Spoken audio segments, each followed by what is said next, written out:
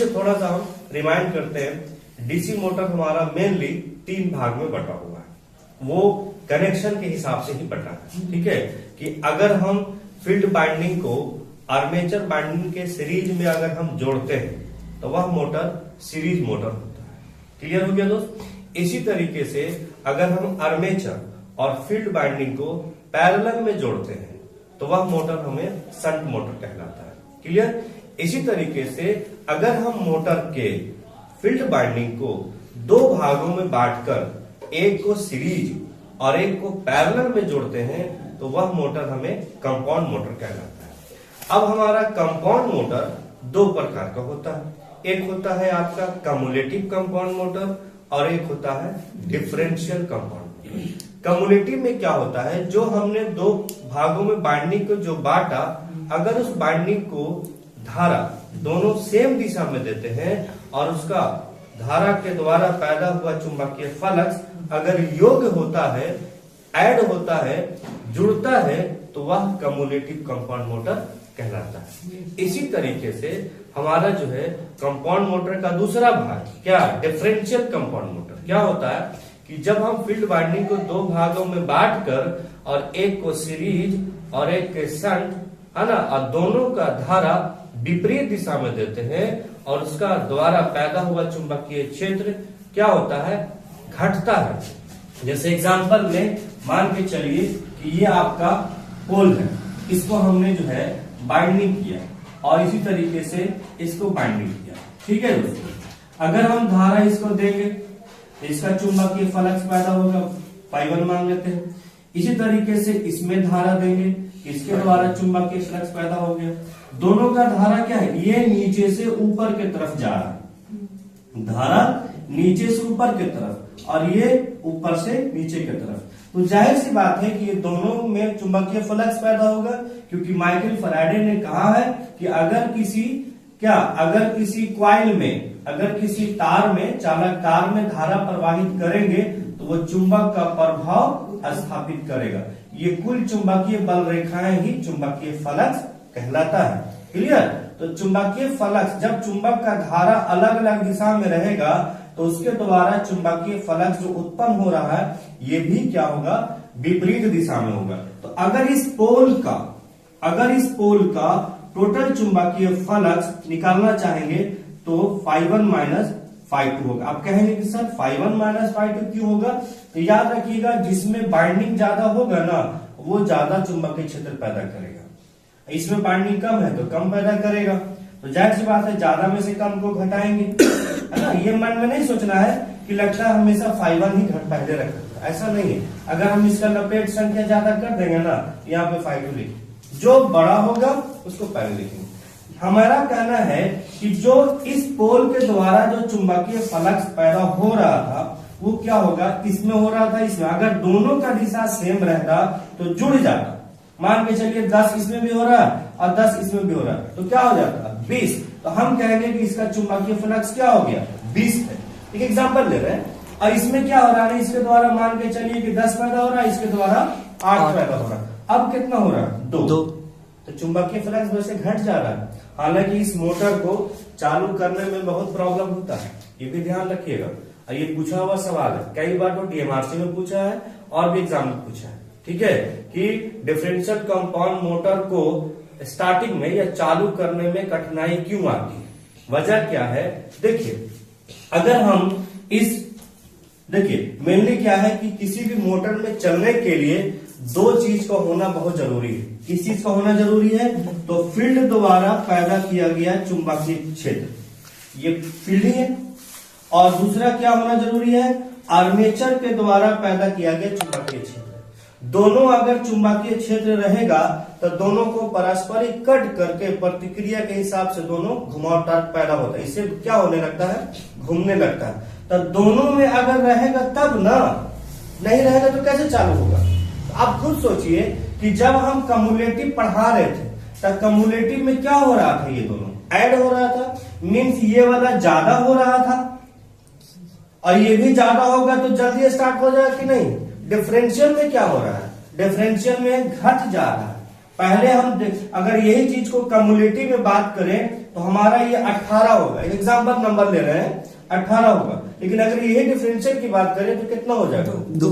तो हमारा स्टार्ट करने में कठिनाई इसलिए होता है कि डिफरेंशियल में चुंबकीय फ्लक्स का मान घट जाता है, और घटने की वजह से घुमाव टॉर्क पैदा कम होता है। कहेंगे सर चालू कैसे करेंगे फिर?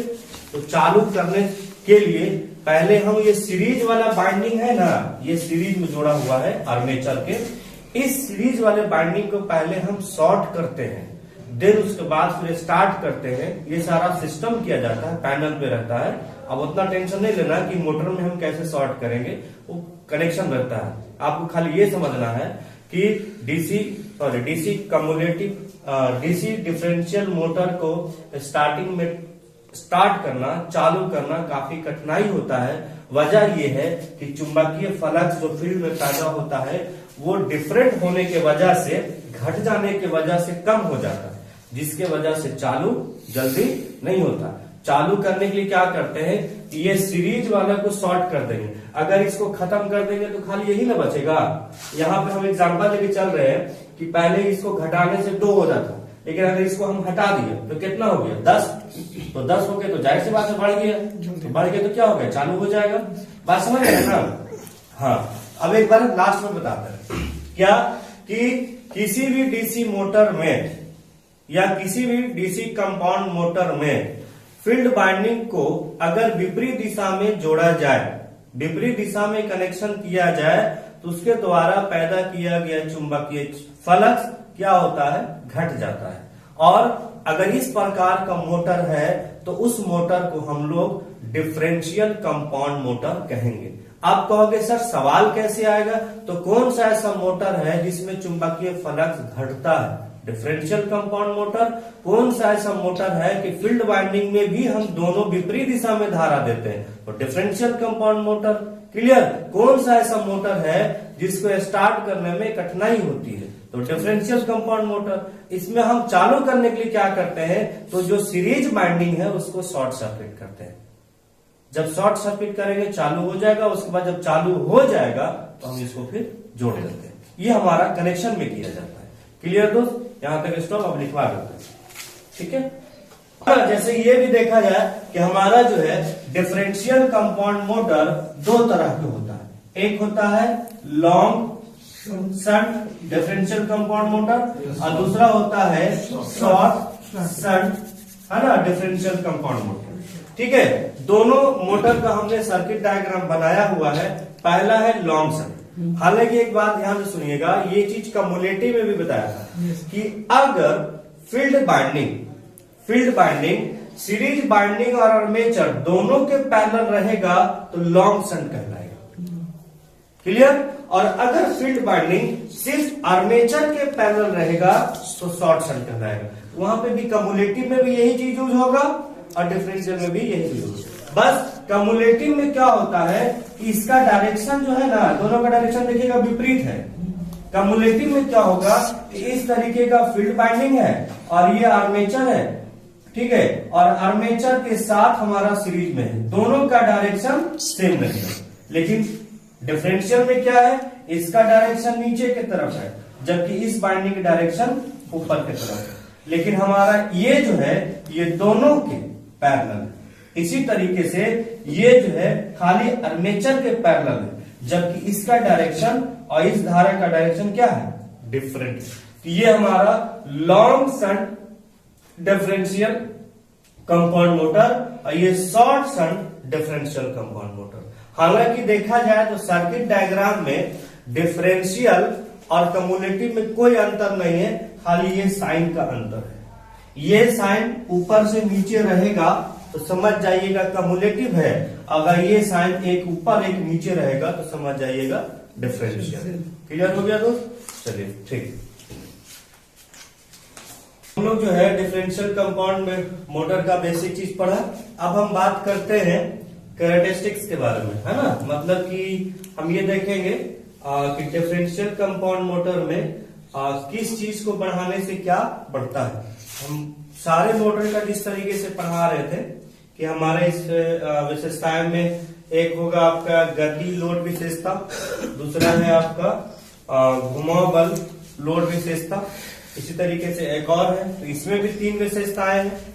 तो ध्यान देखिएगा, पहले वाला विशेषता कहा जाता ये है कि डिफरेंशियल कंपाउंड मोटर का विशेषताएं इस वक्र के अनुसार अगर हम डिफरेंशियल कंपाउंड मोटर में लोड धारा या लोड करंट को बढ़ाइएगा या ये अगर बढ़ेगा तो ये हमारा मोटर का गति धीरे धीरे भी बढ़ेगा।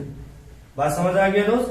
डिफरेंशियल कंपाउंड मोटर में या डिफरेंशियल कंपाउंड मोटर का अगर आप लोड करंट बढ़ाइएगा, इस ग्राफ के अनुसार बात कर रहे हैं, लोड करंट बढ़ाइएगा तो इसका गति भी धीरे धीरे, जैसे जैसे करंट बढ़ाइएगा वैसे वैसे, हालांकि कुछ देरी के बाद करंट काफी आगे निकल जाता है, सॉरी गति, तो जैसे जैसे आप करंट बढ़ाइएगा वैसे वैसे इसका जो है गति में भी वृद्धि होगा। ठीक है दोस्त? इसी तरीके से दूसरा अगर विशेषता की बात करें तो डिफरेंशियल कंपाउंड मोटर में इस कर्व के अनुसार क्या देखा गया है कि अगर आप लोड को वृद्धि करेंगे या लोड में अगर वृद्धि होगा, इसका जो घुमाव बल है, टॉर्क है, उसमें भी वृद्धि होगा। बहुत आसान है एज कंपेयर टू और मोटर के हिसाब से, ये थोड़ा आसान है समझना। इसी तरीके से हमारा जो है थर्ड विशेषता है, उसको हम बताते हैं, पहले लिख लेते हैं, लिख लीजिए।